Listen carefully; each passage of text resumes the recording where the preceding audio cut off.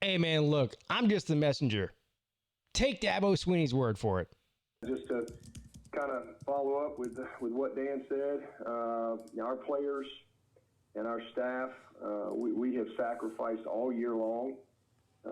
We've demonstrated incredible commitment, and we've done everything that's been asked. And each week, there is an enormous amount of preparation that goes into getting ready to play. And so I'm incredibly disappointed that we did not play, and I'm disappointed in the decision to not play.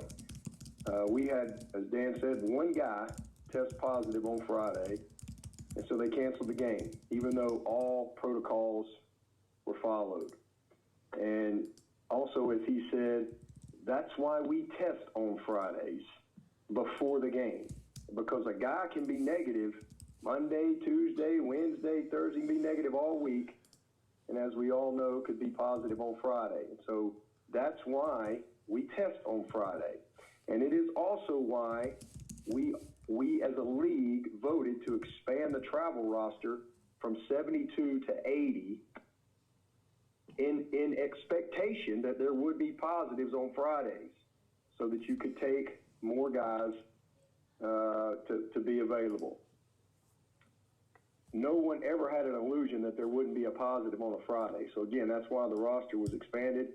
And anytime a guy is positive, whether it be a Monday test, a Wednesday test, a Friday test, whatever, anytime a guy is positive, that person has been practicing and playing prior to being positive.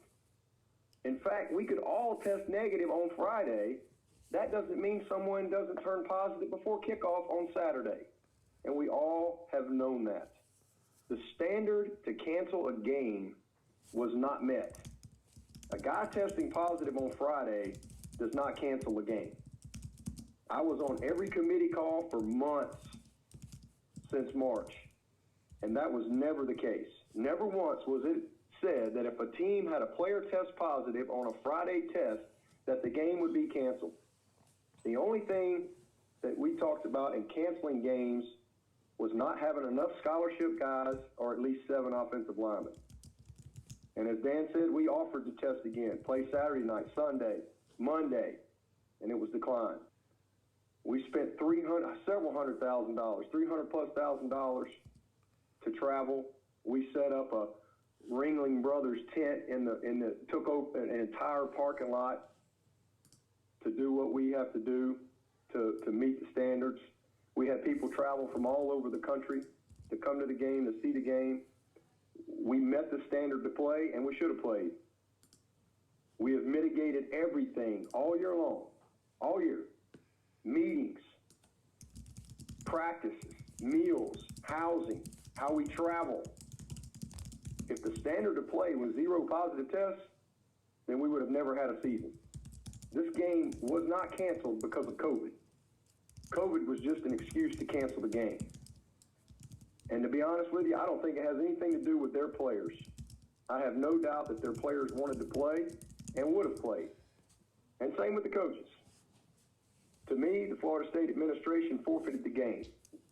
And if they want to play Clemson, in my opinion, they need to come to Clemson or they need to pay for all expenses. Other than that, there's no reason for us to play them. We were there, we were ready, and we met the standards.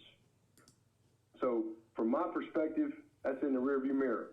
And our focus is on 1,000% getting ready for a very tough, very well-coached Pitt team. If I could drop that mic, I would, but I can't. So I'll leave that to Coach Swinney. Pigskin Pete's checking out. What?